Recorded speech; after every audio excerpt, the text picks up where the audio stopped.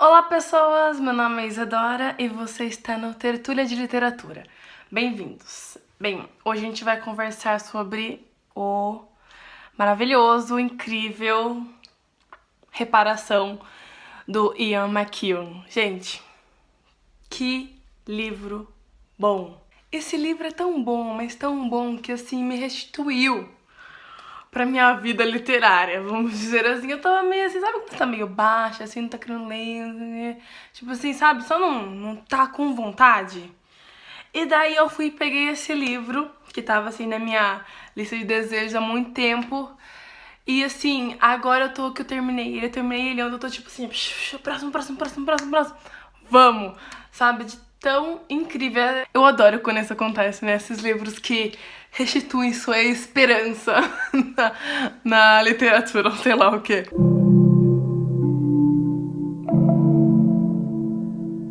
Então, esse livro, que é bom demais, muito bom da conta, já te falei isso, né? Ele é de 2001, do Ian McEwan, um escritor inglês, né, ainda em atividade. Se eu não me engano, esse ano ainda ele lançou... Saiu um livro aqui dele no Brasil, né, a tradução, né, então não sei quando ele lançou, mas assim, ainda em atividade, um dos escritores assim mais, né, renomados da atualidade lá na Inglaterra. Bem, vamos contar um pouquinho da história de Reparação. Eu acho que esse livro aqui, como eu falo, não é um livro de spoilers, que você conta o que acontece e isso, sabe, te estraga o livro. Até porque eu já tinha assistido o filme. Tem uma adaptação de 2007 dirigida pelo Joe Wright, com a Keira Knightley, a Saoirse Ronan e o James McAvoy, né, interpretando os papéis principais, né? Então e esse filme, assim, ele tem algumas cenas que ficam muito na memória. Então, mesmo eu tendo assistido há muito tempo, eu ainda lembrava de coisas que aconteciam nele, entendeu? Ele ficou na minha memória, me marcou mesmo. Acho que eu assisti só uma vez, mas ainda assim. Então eu fui ler esse livro já sabendo o que ia acontecer, mas claro que duas mídias diferentes são duas histórias diferentes. Contar uma história em um filme e contar uma história em um livro, totalmente diferente, né? E aqui o livro, não querendo assim entrar no que é melhor, no que é pior, acho que coisa é meio, sabe, bobinha esse negócio de ficar comparando o filme com o livro, porque são coisas diferentes. Mas o livro, ele é superior por ser um livro. E aqui isso é importante nesse livro.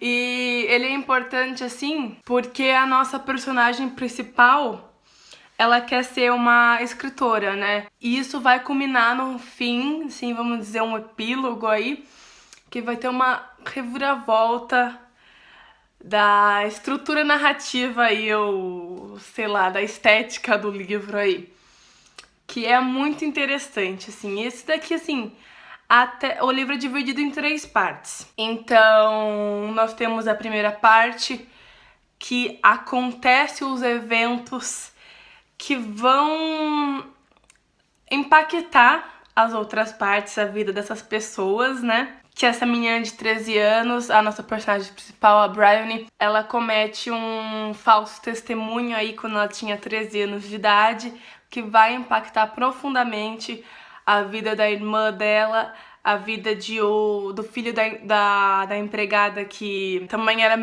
muito parte da família ali. Então o livro é sobre isso, que o impacto de algo cometido por uma menina criança, né, de 13 anos de idade, né? Porque quando ela tem 13 anos de idade, o livro tá em 1935, uns anos antes de estourar a Segunda Guerra Mundial. Ainda assim é uma época que 13 anos é bem criança, já não tem esse negócio de ser adolescente, né, que só depois dos anos 60, né, que, sei lá, começou. Então era realmente uma criança ali, meio sabendo o que tava fazendo, meio não sabendo. Esse acho que é um ponto interessante de discutir, da culpa da Bryony, porque isso que ela faz, na época ela acredita piamente que ela estava correta, né? Mas conforme ela vai crescendo ali, se passa 5 anos, ela, né, vai percebendo o que ela fez, o impacto disso, como ela vai crescendo e da necessidade que ela precisa tanto desta reparação, né, que no título original chama Atonement, que eu acho que o significado convém assim um pouquinho mais do que é a tradução de reparação aqui no português. Mas então, acho que eu falei e não disse exatamente como que é a história. Eu vou tentar, assim, contar e não cantar, porque, gente, sério, pega esse livro e lê, porque é bom, tá bom? Confia aqui na tia, vai ler esse livro, tá bom? Mas tá bom, 1935, a gente segue a nossa personagem principal, a Bryony, que é uma escritora de aspirante, né, de 13 anos de idade, que decide, então, ela só escrevia contos, né, e romance, e a Bryony quer tentar escrever teatro. E daí ela escreve a peça dela, ela é os contos de Arabella, contos de Arabella, alguma coisa de Arabella, não tenho certeza se é isso. E daí na hora de ensaiar com os primos dela, dá um caos porque as crianças não é ator, né? E daí ela tá destruindo o papel dela, o papel que ela queria, a prima lá que acabou de ter os pais divorciados pediu, ela fica com dó da própria prima, ela fica com raiva dela mesma. Tá um caos. E ela assim, é uma menina muito... uma personagem muito forte, temperamental. Então ela abandona aquela peça de teatro no meio e sai e não quer mais saber, e assim, foi uma decepção pra ela, né, que ela sofre as coisas muito profundamente, né, e ela, com essa cabeça infantil, assim, de 13 anos, assiste algumas coisas de longe, as pessoas que estão fazendo as coisas não percebem que ela tá assistindo, e ela interpreta aquilo da forma dela, com a menina de 13 anos, com aquela personalidade que gosta de um drama, assim, gosta de príncipe, princesa e amor e casamento, aquelas coisas assim. Então tudo aquilo ela interpretar e criar uma história em cima, então ela fica muito... então ela fica ficcionada, vamos dizer assim, com pegar essas peças de quebra-cabeça que ela viu e ligar da forma dela e contar uma história da forma dela. E isso dá muito ruim, muito ruim, porque aqui eu vou falar um pouquinho de spoiler, se vocês não ligam pode ouvir, mas se vocês ligam eu vou contar quando tiver acabado. Então, assistindo a esses eventos aí separados e, enfim, ela cria uma história na cabeça dela que que o filho da empregada, o Rob, que é o amigo da família ali faz muito tempo, né, como sei lá, um primo, né, deles ali, é um pervertido, porque ela pega uma carta dele que ele tá falando assim, buceta, então ela fica tipo, meu Deus, eu nunca vi essa palavra, mas pelo contexto eu entendo o que tá acontecendo. E aí ele é um pervertido, e daí ela vê ele e a irmã, que eles têm esse negócio meio de se amar, se odiar, então ela fica de calcinha e sutiã pra pegar num laguinho ali, um vaso que quebrou, sabe, meio que desafiando ele, só que a Bryony assiste isso de longe, então ela não tá entendendo muito bem, parece que é uma cena de humilhação ali pra ela, sendo que a Cecília, que é a irmã dela, que se voluntariou ali, que a ação partiu dela, né, de tirar a roupa ali e pular. E o Robson ficou assistindo, né, com esse tom meio... porque ele sempre foi apaixonado por ela, e a Cecília nem sempre foi. E daí depois, quando eles desenvolvem esse romance deles, estão quase transando ali na biblioteca, a Bryony chega, daí ela também, na cabeça dela, interpreta como o Rob tá atacando a minha irmã. Então ela cria toda essa história na cabeça dela, e quando naquela noite os irmãos gêmeos, os primos dela, somem, e a outra prima dela, a Lola, tá na floresta sozinha procurando pelos irmãos, tá todo mundo procurando pelos irmãos. Ela é atacada, ela é estuprada, e a Bryony vê um homem da estatura do Rob saindo ali de perto da Lola, e ela convence ela mesma de que é o Rob, porque ele é um pervertido, ele estava prestes a atacar alguém a qualquer momento, e ela meio que se culpa ali porque como ela pôde fazer isso, como ela tinha que proteger a prima dela, a Lola. E a Lola não sabe... Não vamos dizer que a Lola não sabe. A Lola, ela fica nesse... A Bryony, quando encontra a Lola, ela fala assim, nossa, eu vi ele, é o Rob. E daí a Lola fica meio que numa dúvida assim, é ele, você viu, não sei do que. E daí ela se coloca nessa posição de vítima e que já que a Bryony viu, ela vai testemunhar, vai dizer o que ela viu, e eu tô nessa posição de conforto que eu não preciso ser questionada e blá blá blá.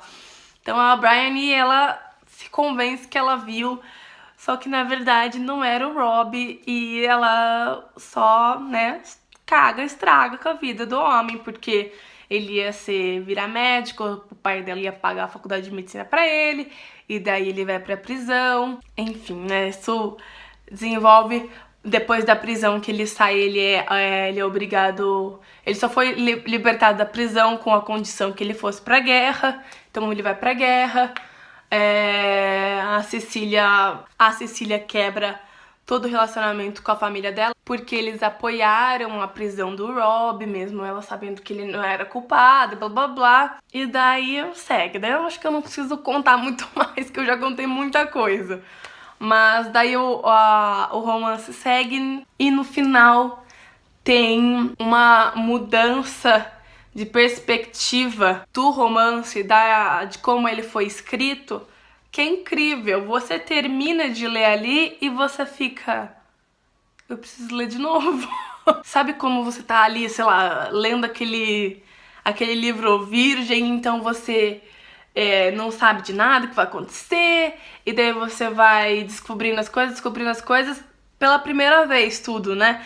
E daí quando você termina e você descobre o que aquelas coisas eram, a maneira que ela foi contada, você quer imediatamente voltar pra saborear essas coisas com esse conhecimento que você adquiriu, sabe? E isso que eu acho que transforma esse romance do Ian McEwan em algo fantástico. Eu gostei muito da escrita do Ian McEwan, o jeito que ele se coloca na cabeça dessa criança de 13 anos e depois com 18, quando ele vai lá pra guerra do Rob, quando ele fala das enfermeiras, Segunda Guerra Mundial, das atrocidades, sabe? Ele é muito talentoso e eu com certeza quero ler outros livros dele. Eu já ouvi falar naquele Serena, né? Serena.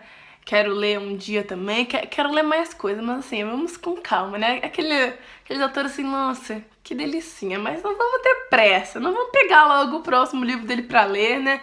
Porque uma hora acaba. Então, um dia aí da minha vida, tenho certeza que eu vou ler outro Ian McEwan. Pesquisando na internet, eu vi que esse livro foi colocado na lista, não sei de que revista, da Time, não sei, não tenho certeza, uma revista importante, como...